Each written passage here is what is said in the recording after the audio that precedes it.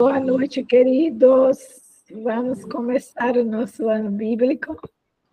Boa noite. Hoje, dia 23 de agosto de 2026, teremos os livros de Jó 30 e 31. Eita, tô rouca. Marcos 4 e Parábolas para Jesus, capítulo 3. O desenvolvimento da vida. A irmã Elizabeth vai orar para nós. Oremos.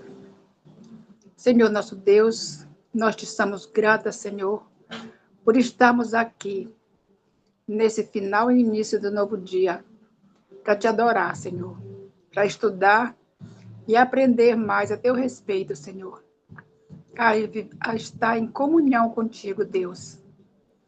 Obrigada, Senhor, por esses momentos, porque enquanto tantos se deleitam em outras coisas, em outros prazeres, nós temos prazer de estar na tua presença, Senhor, de nos colocar na tua presença para te adorar, para estudar a tua palavra, aprender, colocar em prática, Senhor, e levar essa mensagem para outras pessoas.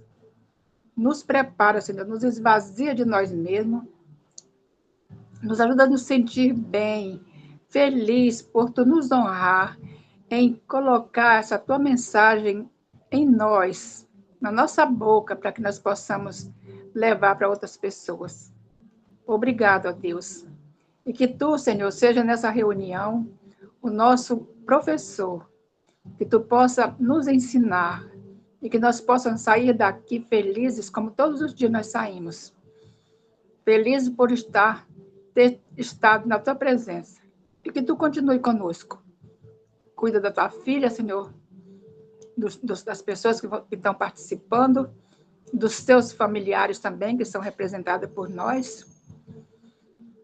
Em nome de Jesus, ó Deus, eu te peço essas bênçãos e te agradeço. Amém. Amém. Jó capítulo 30. Jó lamenta a miséria em que caiu. Mas agora se riem de mim, a de menos idade do que eu, e cujos pais eu teria desdenhado de pôr aos lados dos cães do meu rebanho, de quem também me serviria, a força das suas mãos, homens cujo vigor já pereceu?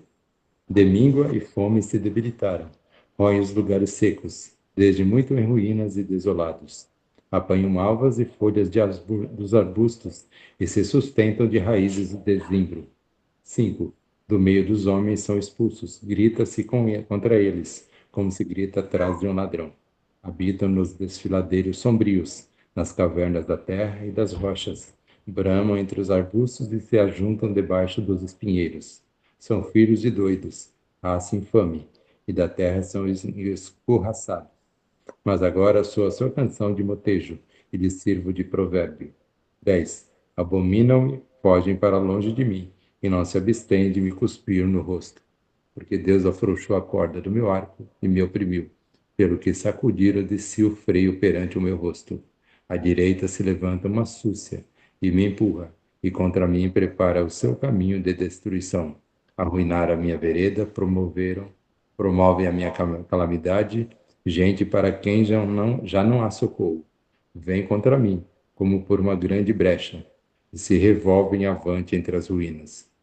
15. Sobrevieram-me pavores, como pelo vento é varrida a minha honra, como nuvem passou a minha felicidade.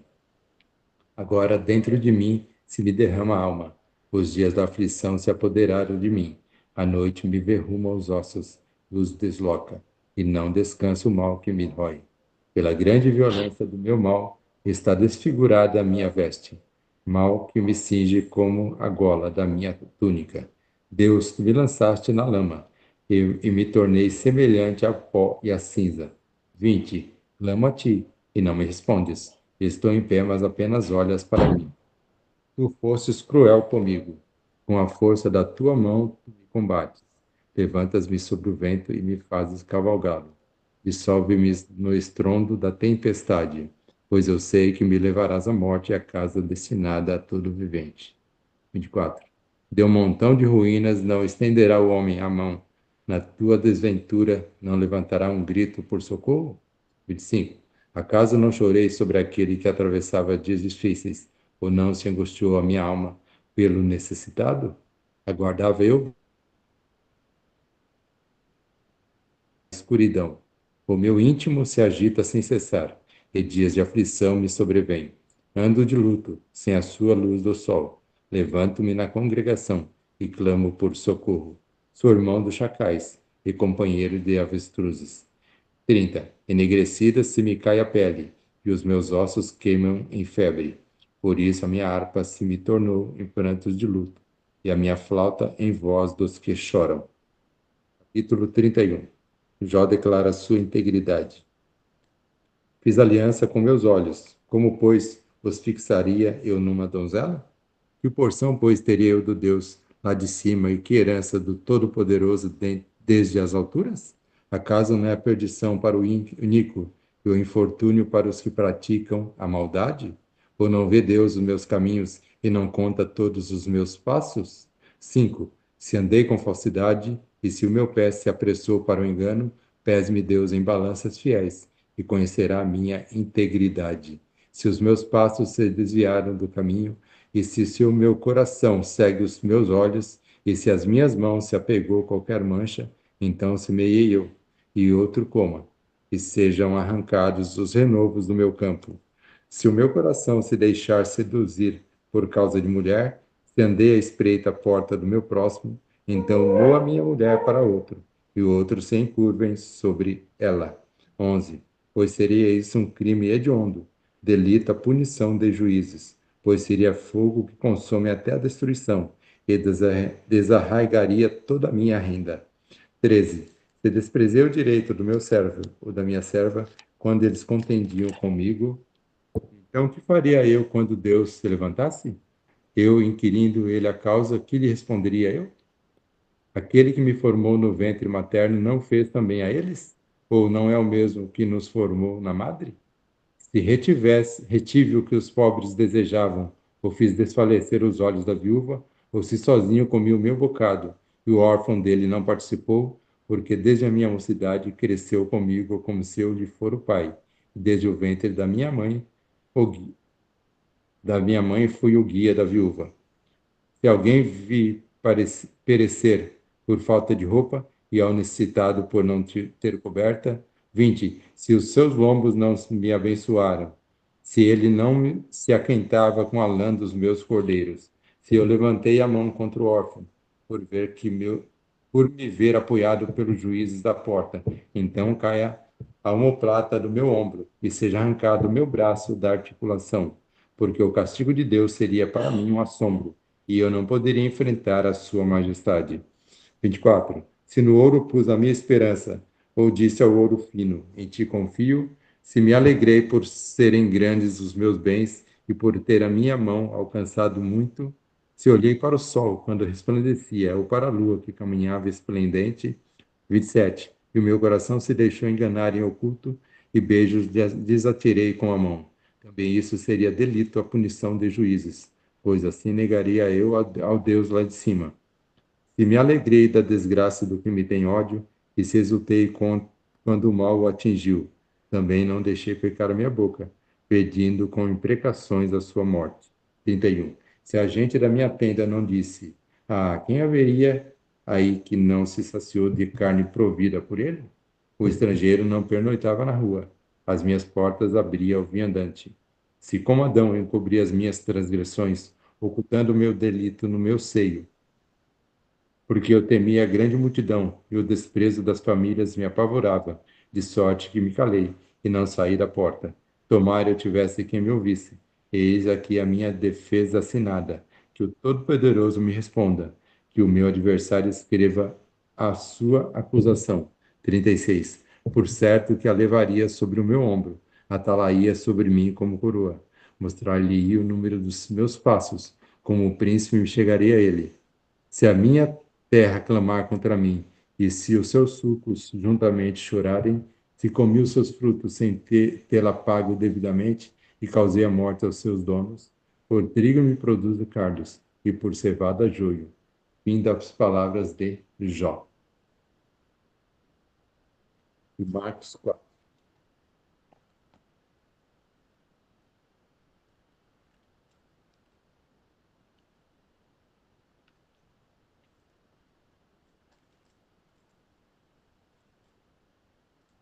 A parábola do semeador, capítulo 4 de Marcos.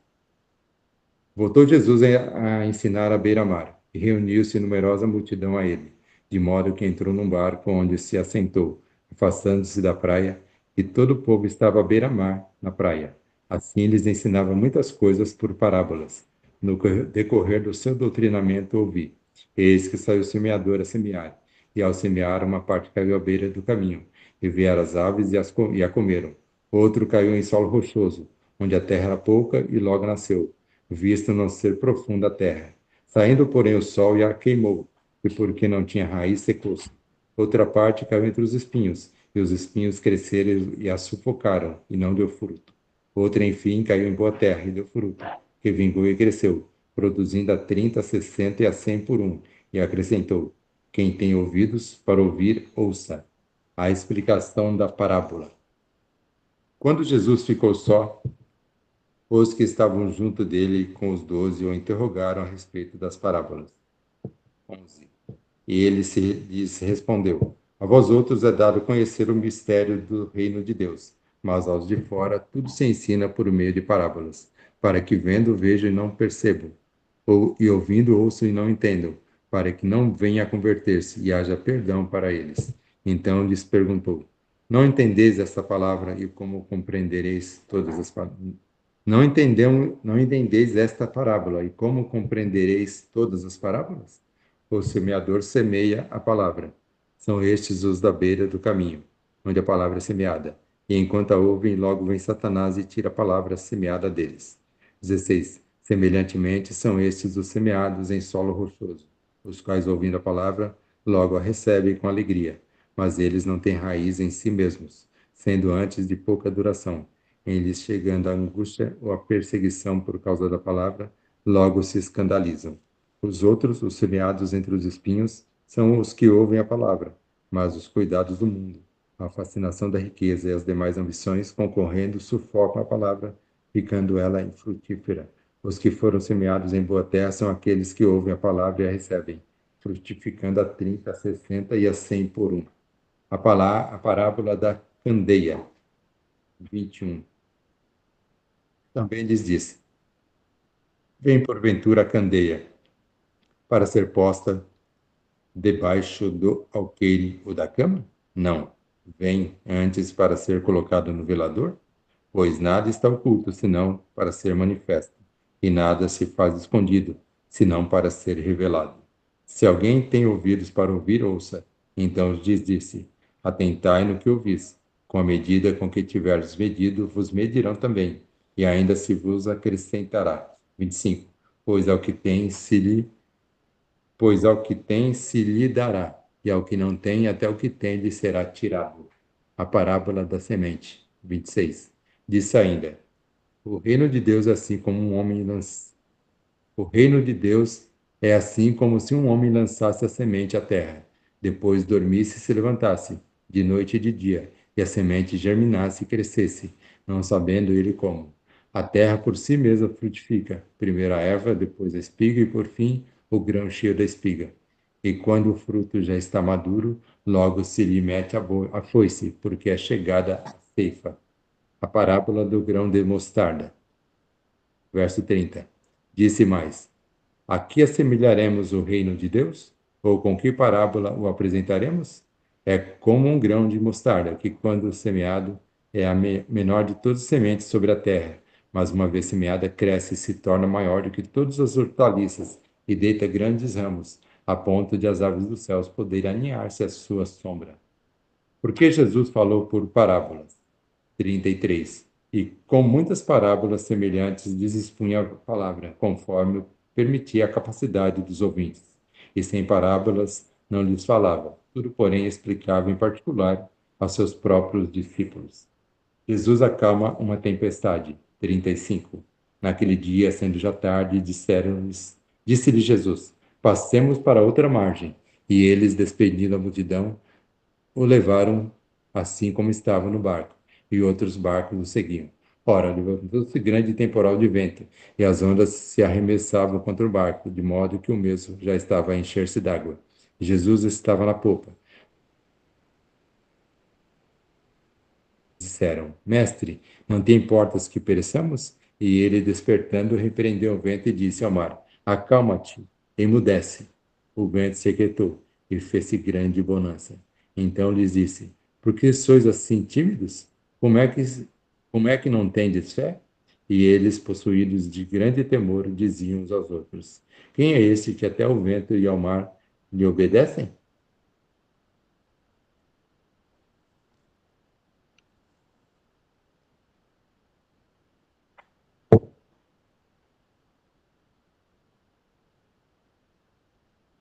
A semente, capítulo 3 do livro Parábolas de Jesus. É que eu leio, não. A parábola do semeador produziu muita indagação. Alguns dos ouvintes concluíram que Cristo não fundaria um reino terrestre, e muitos estavam curiosos e perplexos. Notando-lhes a perplexidade, Cristo usou outras ilustrações, ainda tentando desviar-lhe os pensamentos da esperança de um reino temporal para a obra da graça divina no coração. E dizia: O reino de Deus é assim, como se um homem lançasse semente à terra, e dormisse, e se levantasse de noite ou de dia, e a semente brotasse e crescesse, não sabendo ele como, porque a terra por si mesma frutifica, primeiro a erva, depois a espiga, e por último o grão cheio na espiga. E quando o fruto já se mostra, mete-lhe logo a foice, porque está chegado a ceifa. Marcos 4, versículo 26 a 29. O lavrador que mete logo a foice, porque está chegada a ceifa, não pode ser senão Cristo. Ele é que no último grande dia recolherá a seara da terra. O semeador da semente, porém, representa aqueles que trabalham em lugar de Cristo. Da semente se diz que brotou e cresceu, não sabendo ele como, e isto não pode referir-se ao Filho de Deus. Cristo não dorme em sua incumbência, mas cuida dela dia e noite. Não ignora como a semente germina. A parábola da semente revela que Deus opera na natureza. A semente encerra um princípio germinativo, princípio que Deus mesmo implantou. Porém, abandonada a si própria, a semente não teria a faculdade de germinar. O homem tem sua parte em favorecer o crescimento do grão. Precisa preparar e adubar o solo e lançar-se a semente. Precisa lavrar o campo. Mas há um ponto, além do qual nada pode fazer. Nenhuma força ou sabedoria humana pode extrair da semente a planta viva. Ainda que o homem empregue seus esforços até o limite extremo, precisará, entretanto, depender daquele que ligou, o semear, e colher pelos maravilhosos elos de sua própria onipotência. Há na vida, na semente, e força no solo, mas o poder infinito não for exercício dia e noite, a semente não produzirá colheita. A chuva precisa ser enviada para umedecer os campos sedentos. O sol precisa comunicar calor, e a eletricidade precisa ser conduzida à semente enterrada. A vida que o Criador implantou, somente Ele pode despertar. Toda semente germina e toda planta se desenvolve pelo poder de Deus. Porque como a terra produz os seus renovos, e como o horto faz brotar o que nele se semeia, assim o Senhor Jeová fará brotar a justiça e o louvor. Isaías 61, versículo 11. Como no semear natural, assim é no espiritual. O professor da verdade deve procurar preparar o solo do coração. Precisa lançar a semente, mas a força que somente pode produzir vida vem de Deus. Há um limite além do qual os esforços humanos são em vão. Embora devamos pregar a palavra, não podemos comunicar o poder que vivificará a alma e fará brotar justiça e louvor. Na pregação da palavra precisa haver a operação de um agente que supera as forças humanas. Somente pelo Espírito Divino será a palavra viva e poderosa para renovar o caráter para a vida eterna. Isso é o que Cristo buscava incluir em seus discípulos. Ensinava que nada possuía em si mesmo, podia dar êxito a seus esforços, mas o miraculoso poder de Deus é que torna eficaz sua palavra. A obra do semeador é uma obra de fé. Poderá ele não compreender o mistério da germinação e do crescimento da semente. Todavia, tem confiança nos instrumentos pelos quais Deus faz a vegetação florescer, lançando a semente à terra. Desperdiça aparentemente o precioso cereal, que podia fornecer pão para sua família. Mas somente renuncia a um bem presente, em troca de uma devolução maior. Espalha a semente esperando recolhê-la, multiplicada numa colheita abundante. Assim devem agir os servos de Cristo, aguardando a colheita da semente lançada à terra. A boa semente pode por algum tempo jazer despercebida num coração frio, egoísta e mundano, sem dar demonstração de haver se enraizado. Porém, mais tarde, tocando o Espírito de Deus, esse coração, a semente oculta, brota e finalmente produz frutos para a glória de Deus. Não sabemos durante toda a vida qual prosperará, se esta ou aquela. Isso não é de nossa alçada. Façamos nosso trabalho e deixemos os resultados com Deus pela manhã. Semeia a tua semente. E, à tarde, não retires a tua mão. Eclesiastes, capítulo 1, versículo 6. O grande concerto de Deus declara: enquanto a terra durar, sementeia e cega. Não cessarão. Gênesis 8, versículo 22. Confiante nesta promessa, o lavrador era a semeia. Com não menos confiança devemos labutar na sementeira espiritual, confiantes em sua declaração. Assim será a palavra que sair da minha boca, ela não voltará para mim vazia. Antes fará o que me apraz e prosperará naquilo que a enviei. Isaías 55, versículo 11. Aquele que leva a preciosa semente, andando e chorando, voltará sem dúvida com alegria, trazendo consigo os seus molhos. Salmos 126, versículo 6. A germinação da semente representa o início da vida espiritual, e o desenvolvimento da planta é uma bela figura do crescimento cristão. Como ocorre na natureza, assim é na graça. Não pode haver vida sem crescimento. A planta precisa crescer ou morrer. Como seu crescimento é silencioso e imperceptível, mas constante, assim é o desenvolvimento da vida cristã. Nossa vida pode ser perfeita em cada fase de desenvolvimento, contudo haverá progresso contínuo. Se o propósito de Deus se cumprir em nós, a santificação é obra de toda uma vida. Multiplicando suas oportunidades, ampliar-se-á nossa experiência e crescerá nosso conhecimento. Tornar-nos-emos fortes para assumir as responsabilidades, e nossa maturidade será proporcional aos nossos privilégios. A planta cresce recebendo o que Deus provê para sustentar-lhe a vida. Aprofunda as raízes do solo, absorve o sol, o orvalho e a chuva, áureas propriedades vitalizantes do ar. Assim deve ser o cristão, cooperando com os agentes divinos, sentindo nosso desamparo, devemos aproveitar todas as oportunidades que nos deparam para ganhar uma experiência mais rica. Como a planta enraiza-se no solo, devemos também arraigar-nos profundamente em Cristo. Como a planta recebe o sol, o orvalho e a chuva, também devemos abrir o coração ao Espírito Santo. A obra deve ser feita não por força, não por violência, mas pelo meu Espírito, diz o Senhor dos Exércitos. Zacarias, capítulo 4, versículo 6. Se conservarmos a mente firmada em Cristo, ele nos virá como chuva serôdia que rega a terra. Oséias, capítulo 6, versículo 3. Como o sol da justiça levantar-se-á sobre nós, trazendo salvação debaixo das suas asas. Malaquias 4, versículo 2.